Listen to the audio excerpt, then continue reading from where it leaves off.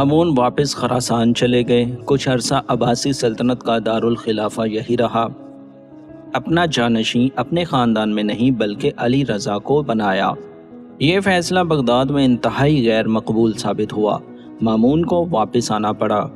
اسی سفر میں علی رضا اور وزیر الفضل پر اسرار طریقے سے انتقال کر گئے۔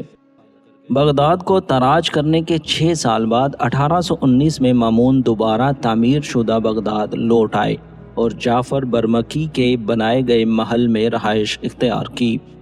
تاریخ کی کتابیں امین کو نااہل اور مامون کو قابل خلیفہ کے طور پر پیش کرتی ہیں۔ اس کی ایک بڑی وجہ شاید یہ ہے کہ تاریخ جیتنے والے لکھتے ہیں۔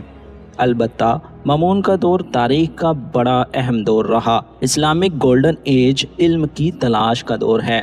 مامون اس کاوش کو سپورٹ کرنے والے پہلے خلیفہ نہیں تھے، لیکن جس قدر جذبے اور لگن کے ساتھ یہ کام انہوں نے کیا، جس قدر آزاد مکالموں اور فکر کا ماحول بنایا، اس کی کوئی اور مثال نہیں۔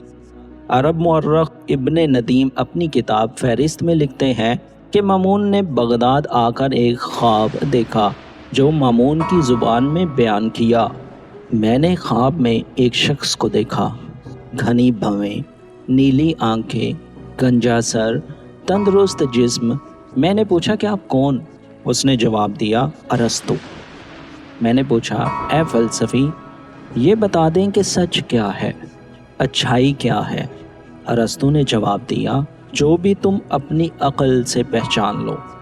میں نے کہا، اس کے بعد؟ ارسطو نے کہا، وہ جس پر عام رائے میں اتفاق ہو جائے۔ میں نے کہا، اس کے بعد؟ ارسطو نے کہا، اس کے بعد کچھ بھی نہیں۔ میں نے کہا، تو پھر میں اس کو پہچان کر رہوں گا۔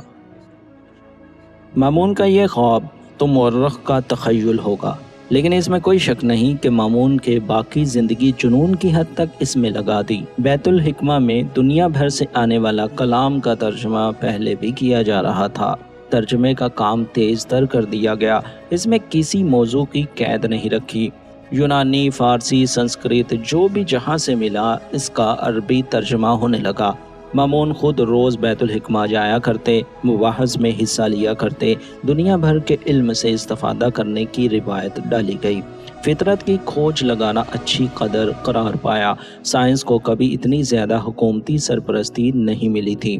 اس کا نتیجہ یہ نکلا کہ یہ وہ دور تھا جب عرب میں سائنس کے بڑے نام پیدا ہونا شروع ہوئے۔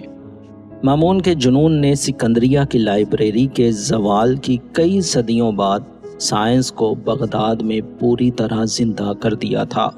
یورپ سینٹرک مورخین سائنس کی تاریخ میں اس دور کو اکثر چھوڑ جاتے ہیں یا پھر اسے اتنی اہمیت نہیں دیتے جتنا یہ مستحق ہے۔ اس سیریز میں ماضی کے اس دور کی چند جھلکیاں ہوں گی۔ تو دوستو، اس ویڈیو میں بس اتنا ہی۔ میں امید کرتا ہوں کہ آپ کو یہ ویڈیو پسند آئی ہوگی۔ اگر آپ کو یہ ویڈیو پسند آئی تو پلیز لائک، کمنٹ اور شیئر کریں، اور اگر آپ چاہتے ہیں کہ میں اس طرح کی ویڈیوز لاتا رہوں تو پلیز اس چینل کو سبسکرائب بھی کر دیں۔ شکریہ۔ اللہ حافظ۔